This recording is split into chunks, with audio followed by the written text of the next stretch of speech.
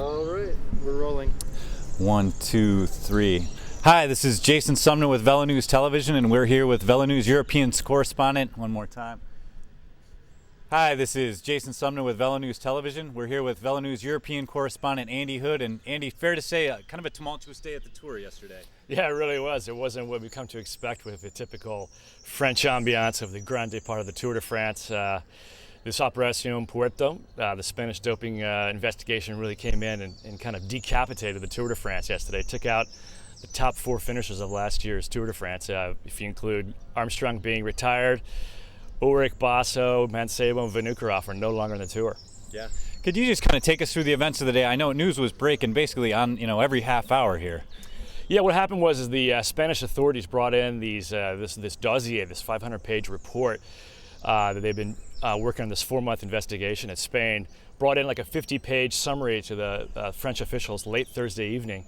The Tour de France officials and the UCI had a chance to review those documents, and by Friday morning the ball got rolling.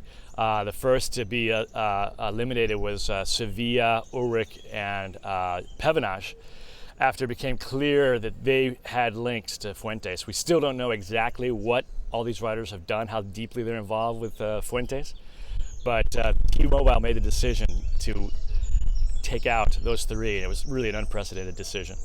Yeah, and then from there, Basso's next to go, and that's obviously another real big name that the Tour will be missing this year. Yeah, I mean, Basso was on a 115K ride, about 50 Ks into the training ride with the team.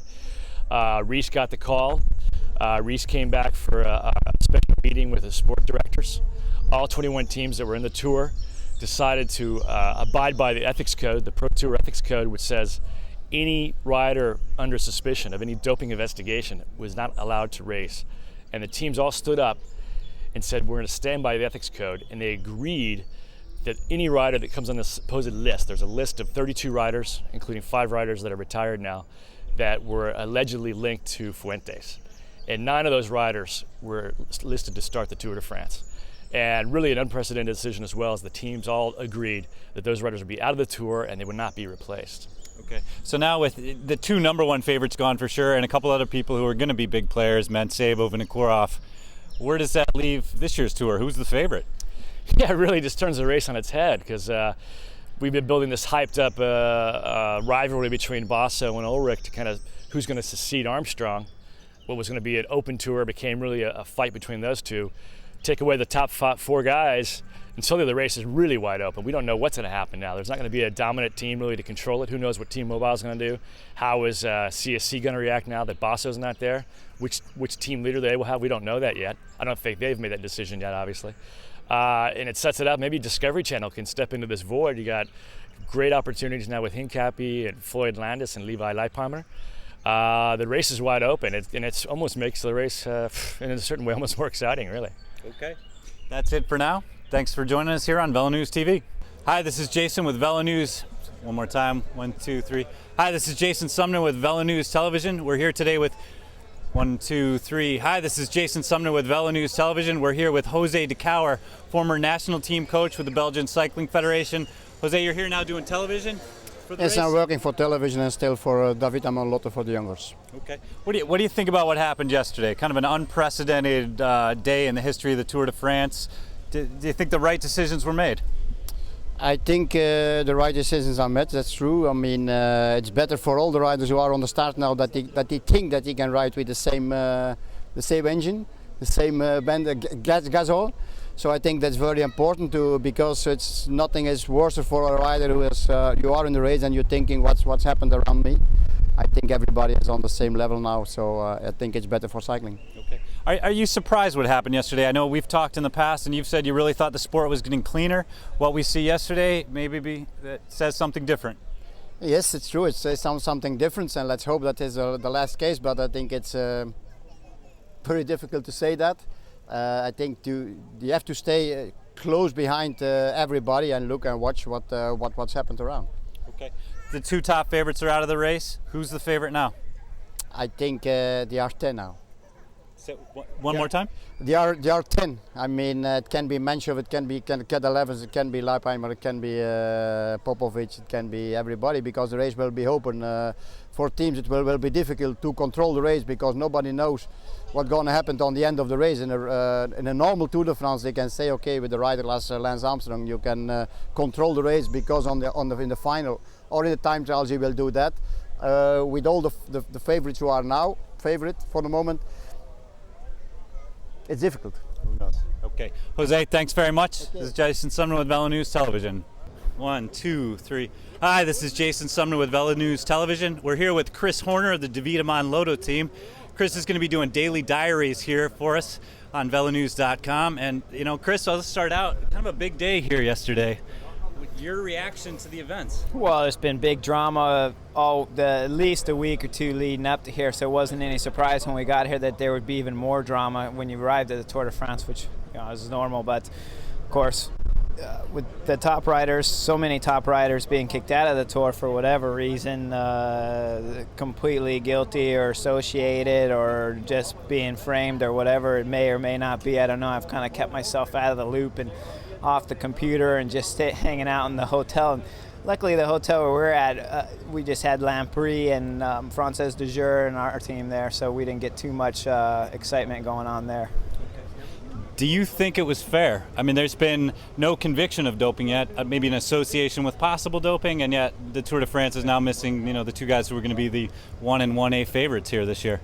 Don't know enough about it to know if it was fair or not. Just if they're guilty, then it was fair. If they're not guilty, then it was an incredibly wrong thing to do. So I guess the future will let us know about that. But how was the information disseminated to you? Did Davidaman Lotto have a team meeting and talk about what was going on, just kind of to keep you guys in the loop, or how did that all go down? Yeah, certainly enough information going around that we knew those would be possibilities, that riders and teams could be kicked out, of course, at any moment. So when it did happen, the directors just came individually into our rooms and said, okay, these riders are gone. So our strategy is more or less the same. Could change one or two riders' position on how much work they do before and after the climb, of course, the climbing stages. But other than that, with riders like Robbie McEwen, we're still going to be here for the field sprints each day, and with Cadel Evans, we're still got a guy for GC. It's just a matter of whether or not if we plan on saving one more guy to help Cadel, because at the moment the plan was just to save myself, so Cadel would be with only me naturally in the mountains. Maybe we can save one more now with the idea of him being a real threat for the GC for the win. Okay. Ulrich and Basso were obviously the big favorites here. They're gone. If you're a betting man and the mortgage is on the line, or excuse me, the house is on the line, who are you betting on now? 15 guys out there easily can win it any moment. Another 4 or 5 that I see could in the right move. You don't have a one dominant team so you might not have one team that'll really take over control of the race. You look at Discovery and you can see that they have 4 possible winners here is what I saw going through the math. So they have a big possibility of just putting guys in the attack all day long, and then they won't even have to chase because they'll have someone in the move. But of course, if that move fails, that's one less guy they got on GC, and when they hit the mountains, if that guy's tired and blows later because of those efforts. So on paper, I say Discovery has the most number of threats with 4, and then after that, every team has well, not every team, but a lot of teams have at least 1, if not 2 riders that are capable of winning the Tour de France. But we don't know yet which teams will ride. I mean, you look at Gerolsteiner with Levi winning Dauphiné, fantastic form at Dauphiné. They're only going to ride for him. Doesn't matter who they have in the break, doesn't matter field sprint or whatever, they're riding for Levi. Same thing with Floyd's team with Phonak, they're going to ride for Floyd up until he shows if he can or can't win the Tour. Like I said, with Discovery, 4 guys there. Here at Davidaman, we have Cadel Evans, but we also have a sprinter, so we're riding the front regardless. So we got a lot of, we got a lot of things on our plate with those 2 things, but so many guys possible of winning the Tour now. Before with Basso and Ulrich, he said those were first and second. Which one would be first and which one would be second is up for debate. But now they're both gone. 15 guys can take the first spot. Let's talk a little bit about you and what's just been going on, say the last 2 weeks to get ready mentally and physically for this, the biggest race of the year. Yeah, mentally, I just really just try to block out most things. You know, you keep the cell phone turned off, you keep the computer turned off, you just train in normal. Of course, with the objectives is the Tour de France, so some things might change in terms of, you know, sometimes when you're leaving your apartment, you clean the apartment up before you leave, so it's clean when you come back. Now you're going to Tour de France, you got plenty of time to clean. When you come back, you don't worry about that kind of things. So you cut a few more activities out of your plan to save a little bit more energy for the Tour. But in general, with the exception of those little moves, everything else is about the same when you're training for a big event that you want to go and be capable of winning at. So that doesn't change at all. Just maybe a little more energy here or there. And for me personally, I just try to block out that I'm going to the Tour. I keep it as in mind January, February, March, and then right up to that last month, then I just try to block that out and just think about training, not necessarily the Tour. How is the form? You had some success here last year. You had a near miss. Maybe this year we get one. But how's the form coming in? Do you feel like you're where you want to be? I think it's better than it was last year. I know the weight is about where I came out of the Tour last year, so it's good form. What I believe to be, anyways. I've only come from training. I had a crash in training about a week ago, which was a little bit off of the program, of course, but nothing broke, just some sore stuff, some sore tendons and stuff like that, sore knee, sore ankle, that kind of thing. But it didn't hamper the training so much. It just gave you something to think about more when you're training, to be careful of. Yeah, let's talk about this Tour. Not as much climbing as in the past. 2 big long time trials. You know, if you're sort of breaking it down, where's it going to be won? Where's it going to be lost? Where are the days when, you know, Davide Manlato and Cadell is going to have to be at their best to try to win this thing? Certainly the first stage for Robbie, it looks like a field sprint. Second stage might not be a field sprint with that kind of finish. Could be a smaller group. So that's not a stage you can win the Tour, but it's certainly one you could lose it if you're in the wrong spot when teams really start driving it over those climbs and you get caught in the wrong split. So those are days where a GC guy is not going to win the Tour, but they can lose the Tour quite easily on those stages. A bad flat tire, bad mechanical, just bad timing. You weren't keeping yourself at the front or something. And this is the Tour. It's not easy to keep yourself at the front all day long. This is literally from the start of the race to the finish of the race, curb to curb, all the way. I'll end it here. Any good stories from this? You know, you've probably been here maybe about a week now. Any good stories from your time here at the pre-tour? No, not yet. They've all been bad stories so far, so hopefully we got some good stories coming. I lied. One more. What do you long-term health of cycling? Was yesterday a good day or a bad day? Could be either. Certainly anytime you have drug issues brought into the sport, I don't think it helps the sport. Something of this magnitude brings a lot of attention to the sport. We're in France. They just kicked out a lot of favorites. They made Christophe Moreau much higher on GC with a possibility of being in there and putting on more of a show here than he might have been capable of in the past. Maybe it'll help the Tour de France that way. Might help the Tour de France in terms of just making for some spectacular TV to watch. In all honesty, this will be the year where no one knows what's going to happen. All the previous years, you talk this, that guy's going, this guy's going, Lance isn't going good, whatever. We hit the first mountain, Lance kills everyone, it's status quo for the next 7 years. But this will be the one year where the Tour de France will really have an interesting pattern to it of just where you can't predict anything. I mean, this might be the one time when you see a real leader take the jersey, lose it, bring it back, take it, lose it, bring it back, just like you saw in the Le Mans days and stuff like that with those epic battles. So this might be the kind of tour you see of what people were used to seeing. Fair enough. It's going to be exciting. That's it for the first edition of the Chris Horner Video Diary here on VeloNews.com. But be sure to check back throughout the tour for more from Chris. Chris, thanks. Thanks.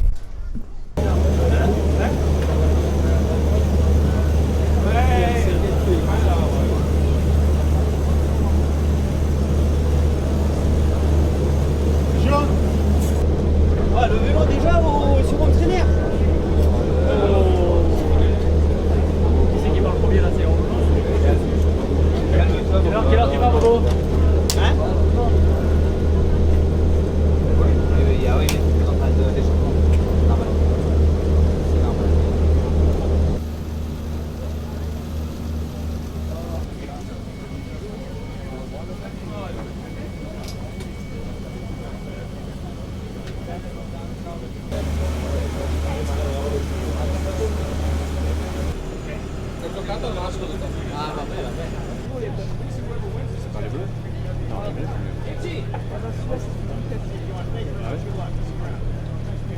Les noirs qui sont sortis, c'est soutilleurs chez Capi.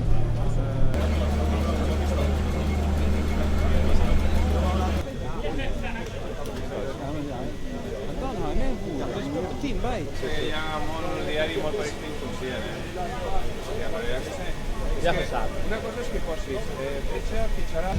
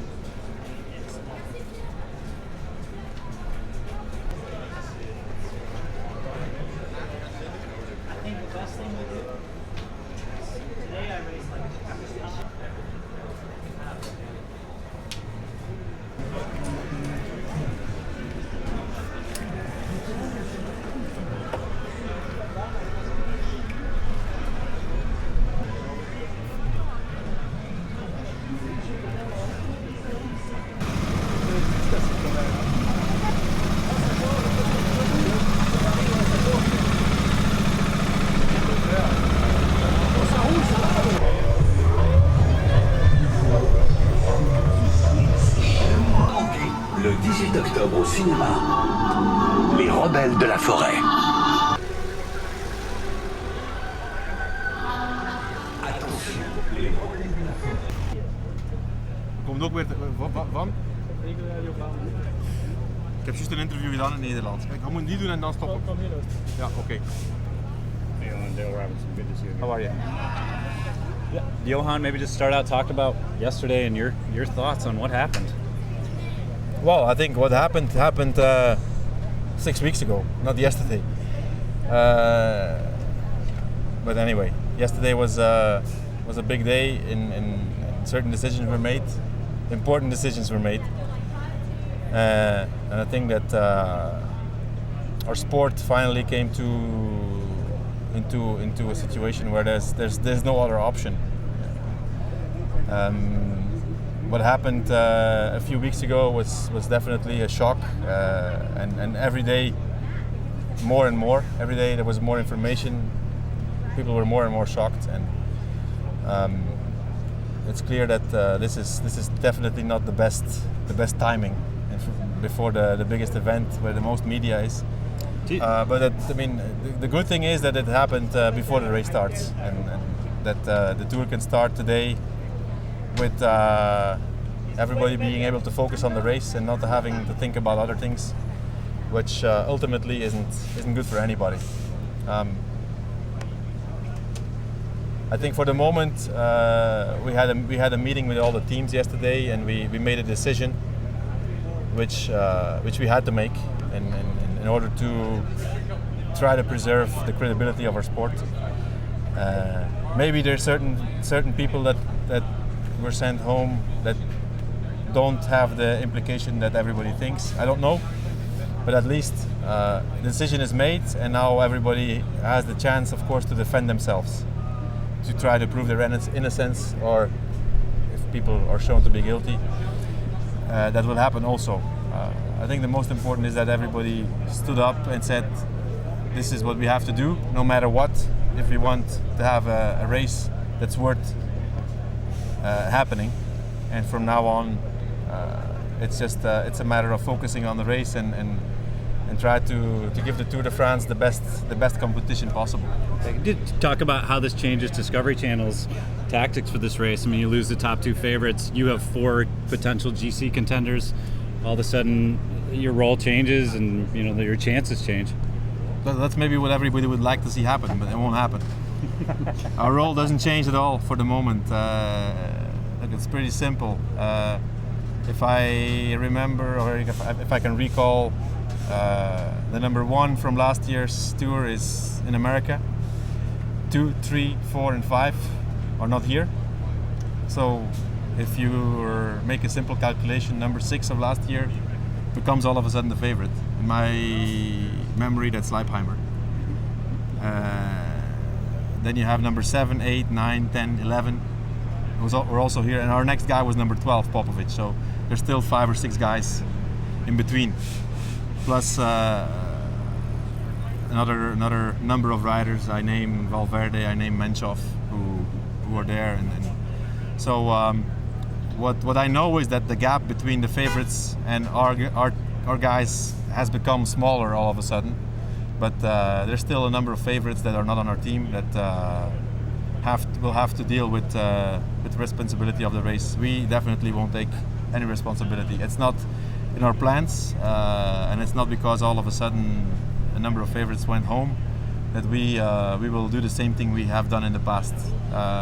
We have 4 protected riders on our team, and until now I don't know who will be the best of the 4. So we are not in a position right now to say this is what's going to happen. We're going to ride for George or for Popo or for Acevedo or for Savoldelli. The race is going to decide that, and we're going to try to play with the 4 together to be the strongest as possible. Any idea when you think that'll shake out? Probably the first time trial? In my opinion, it's not going to be until after the first 2 Pyrenees stages that we will know within our team who is stronger than who. Somebody can do a good time trial but fail the first mountain stage, or the opposite. Okay. So we'll play it by the day, and I mean, I feel comfortable about it because I don't feel the pressure. I don't feel the obligation to win. We had it in the past, and it's difficult to deal with, and I know how difficult it is. So I would definitely prefer that other riders and other teams have to deal with that pressure. And if we can take advantage of it, we're going to try to be there. Does it change the way you feel about the race with these guys gone? Or you're still here to beat the people who you're racing against? No, I think it's going to be hard to be. I mean, I for the moment I would name 4 favorites. I don't know in which order, but Leipheimer was 6th, and the 5 in front of him are not here. Landis has been a strong season. He has a whole team around him. Valverde, Menchov, and I would maybe even say a guy like Cadel Evans, who was 8th last year. He was also in the top 10. So those guys, in theory, are my favorites for the moment, and they also have a whole team around them exclusively for them. We are in a completely different situation. We have 4 riders, and we don't have a whole team around those 4 riders. We will go for opportunities. If there's a stage win possible, we're gonna take it. You know, we're not gonna do like in the past where we only had one obsession, which was take the yellow jersey to Paris, and we left a lot of other opportunities on the road. That's not gonna happen anymore. You know your guys well enough to know that when you make that decision, when one of the 4 becomes the guy, that the other 3 guys will immediately say, let's win the race for him. That's definitely true what you say, and if there would be a problem, then it's my job and my responsibility to not let that happen. But today you would be surprised at that. Yeah, I would definitely would. I think it's a group of riders who have been working together, suffering together the last 2, 3, 4, sometimes even 7 years, and I've never had any problems with them, so I don't foresee any problems now. Long term, was yesterday a good day or a bad day for cycling? I think both answers are good. It's a bad day for cycling because it's the main players who are involved, you know, and it's never good that the top names are. It just takes away credibility from the whole sport. But on the long term, I think if that's what had to happen, it had to happen. And all I know is that in 3 weeks, somebody will have won the Tour de France, and he will be in yellow in Paris, and maybe nobody will think anymore about what happened yesterday.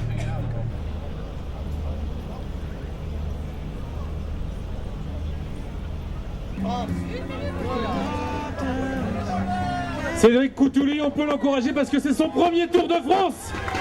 C'est la première fois qu'il est là, alors allez-y. Ça fait du bien, ça fait du bien. Il a quand même gagné en 2004 le prix Agritubel, le circuit de la Saône-et-Loire, le Tour du Tarn-et-Garonne.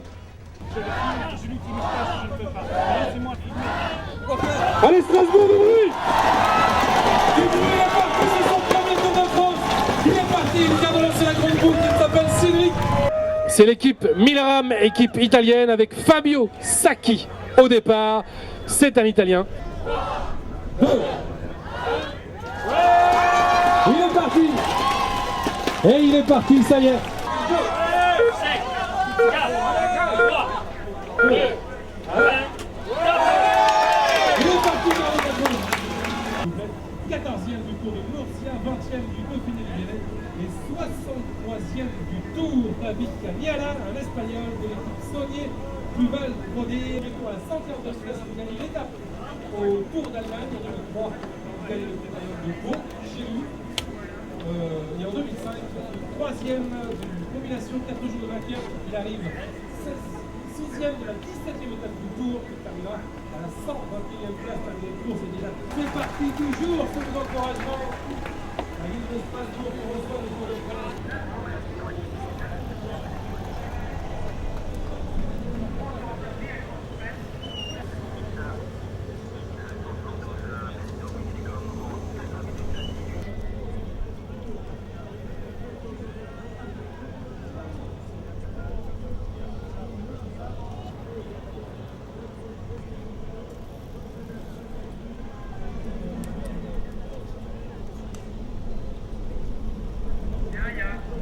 Three weeks.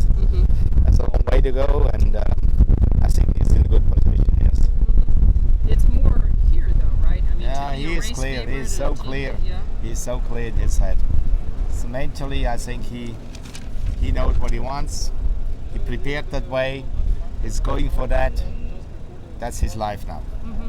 Compared to last year, do you see a difference when it was his first year as team leader? Different, very clear. You know, last year he came a little bit in new territory.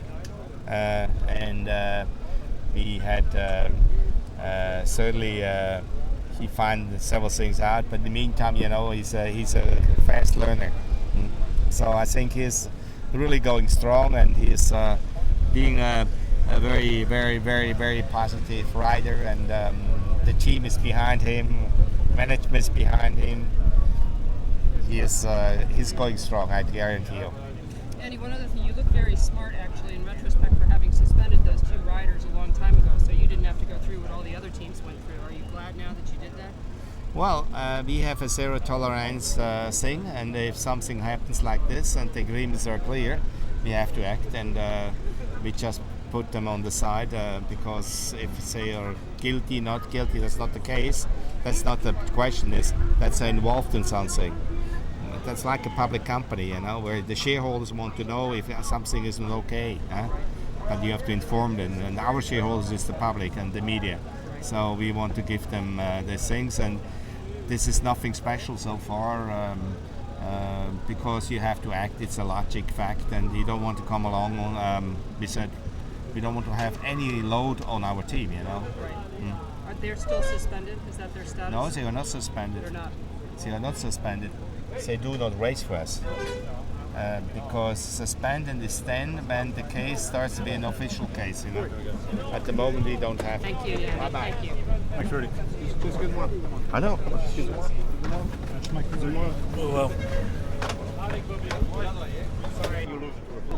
so we don't take this kind of risk, because if you are a time trialist and you are only making this, of course you take the risk. But there, it's something that happened only with a stone, only with those things. So I think it was more easy for everybody, not taking risk.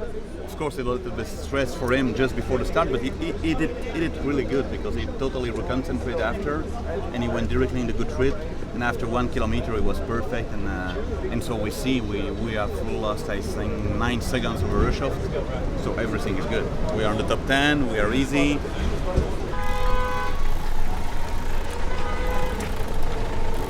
Yup.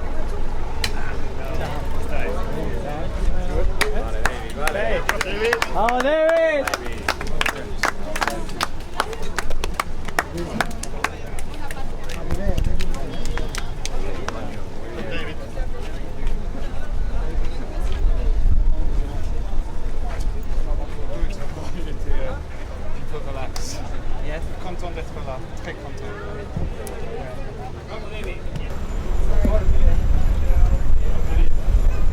it's Jason Sumner with Velo News Television, and we're here with Cadel Evans at the conclusion of the Prologue. Cadel, if you could just tell us about your race today. For me, it was all right. I wouldn't expect big things on such a short course. It's really not my thing. I think I was 12, 13 seconds back, which it's not too bad for me. Let's backtrack and talk about yesterday a little bit. Obviously, kind of a dark day for cycling, although maybe it was something that needed to happen. Your thoughts on what happened yesterday?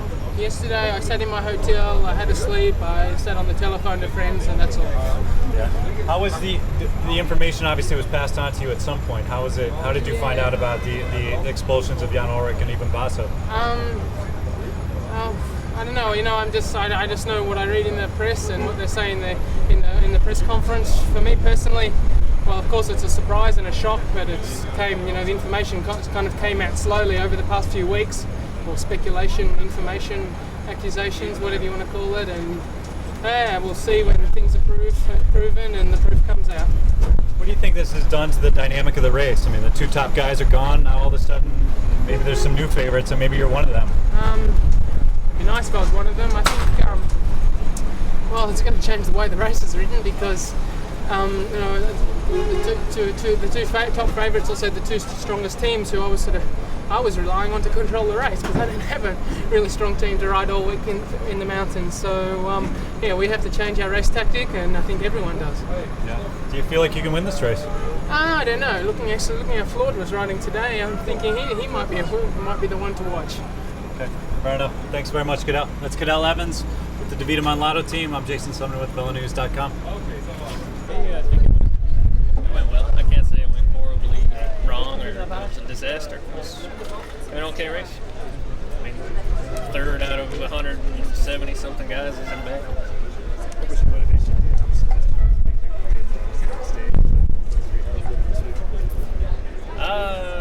Not so much. I mean, I just look forward to timed events like this. It's what I like. It's what I look forward to. And from now on, I mean, what's happening with the team? You guys decided you're going to ride the team? Not yet. Everybody's still a little bit in shock.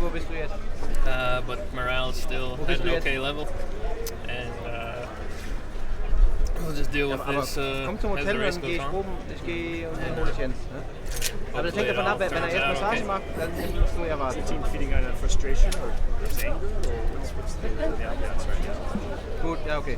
I mean, everybody's still kind of in the dark. I mean, Yvonne went home and they don't really know where everything stands, and so we're not crying, we're not celebrating, we're just here doing our thing and trying to move on, but while supporting, as best we can, each other. Anybody get a chance to talk to him before he went? No, I mean, we were on our way to do a training ride and we just saw a car turn around and he had to come back and we didn't get to say goodbye. You guys feel like injustice has been done? Guilty before proven anything? Not necessarily. I mean, it is a little strange that it's hard when there's not some hard facts like videotape, whatever. This happened and guilty, but I mean, yeah, it's just hard for everybody. It's hard for cycling. Ready? 5, 4, 3, 2, 1. Hi, I'm Jason Sumner with Velo News Television. We're here with Smith Optics man. What do we call you? Greg Randolph. Greg? Well, I know that. Ever-loving chopper. Ever-loving chopper. All right, one more time. I don't know. Whatever. Take 5. Hi, I'm Jason Sumner with Velo News Television. We're here with Greg Randolph with Smith Optics. And Greg, you got some new sunglasses you want to show us.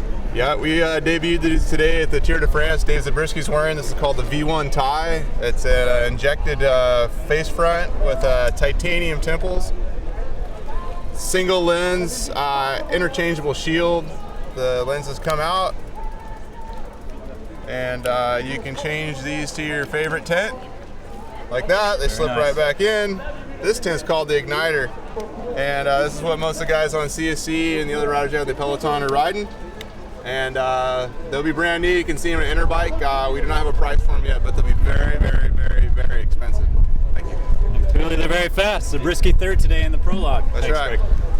What is the relationship going to be between George Touchnig and Levi? Is it going to be a co-captain, or is Levi the clear leader? No, the both. We look what's happening in the next, or what's happening in the, you feel it immediately in the hills. And then they're all enough to go together. So the team will support the strongest rider once the race begins. How do you? How is George in terms of his fitness and preparation? He did Tour de Suisse, and he thinks he's better than Tour de Suisse. Is he as strong as he was in the Tour 2 years ago when he was 7th overall? Does he make a comparison to that? You have to see on the mountains.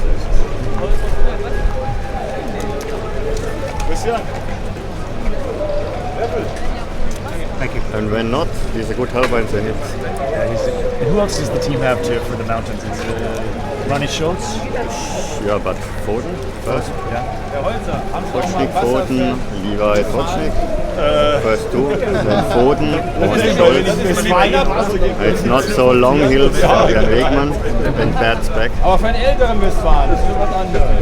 Wenn der Rest it. nicht Westfalen damit einverstanden ist, kriegen sie ein Wasser von 10 days before, no, but we changed it.